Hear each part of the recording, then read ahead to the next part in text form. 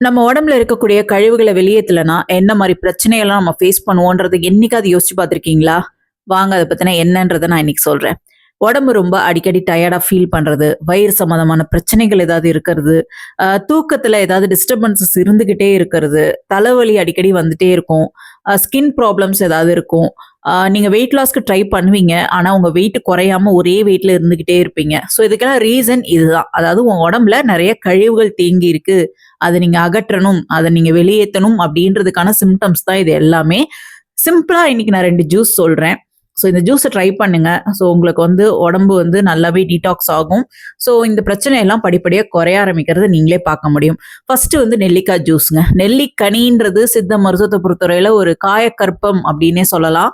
So இந்த நெல்லிக்காயோட கறிவேப்பிலையும், இஞ்சி கொஞ்சம் கலந்துக்கோங்க. இத ஜூஸ் போட்டு காலையில வெறும் வயித்துல குடிச்சிட்டு வர்றது ரொம்ப நல்லது. இப்ப நான் சொன்ன சிம்ப்டம்ஸ் எல்லாம் உங்களுக்கு படிப்படியா குறைய ஆரம்பிக்கும். அடுத்தது வெண்பூசணி ஜூஸ். இந்த ஜூஸ பத்தி நான் நெறைய வீடியோஸ்ல சொல்லியிருப்பேன். இது ஒரு பெஸ்ட் ஒரு டீடாக்ஸ் ட்ரிங்க். இது வெயிட் லாஸ்க்கு ரொம்ப ரொம்ப நல்லது. பிராண சக்திய நல்லாவே அதிகப்படுத்தும். உங்க உடம்புல இருக்கக்கூடிய கழிவுகள, தேவையற்ற கழிவுகள் எல்லாம் வெளியேற்றுறதுல இது ஒரு பெஸ்ட் ஜூஸ்ன்னே நான் சொல்லுவேன். ஸோ இந்த ஜூஸுங்கள 2 ஜூஸுமே சொல்றேன். ஒரு நாள் நெல்லிக்காய் எடுக்கிறீங்கன்னா, ஒரு நாள் வெண்பூசணி எடுங்க. இப்படி மாத்தி மாத்தி கூட எடுங்க. இல்ல ஒரே ஜூஸா நீங்க எடுக்கிறதுனாலும் அது உங்களுடைய விருப்பம். ட்ரை பண்ணி பாருங்க. உடம்புல எந்த அளவுக்கு நம்ம கழிவுகள தேக்கி வைக்கிறோமோ, அந்த அளவுக்கு நோய நம்ம பக்கத்துல கொண்டு வரோம்னு தான் அர்த்தம். ஸோ நோய் இல்லாம வாழணும்னு நினைச்சீங்கன்னா, கழிவுகள அகற்றுறது டெய்லியுமே நம்ம உடம்ப டீடாக்ஸ் பண்றது ரொம்ப நல்லது. ட்ரை பண்ணுங்க.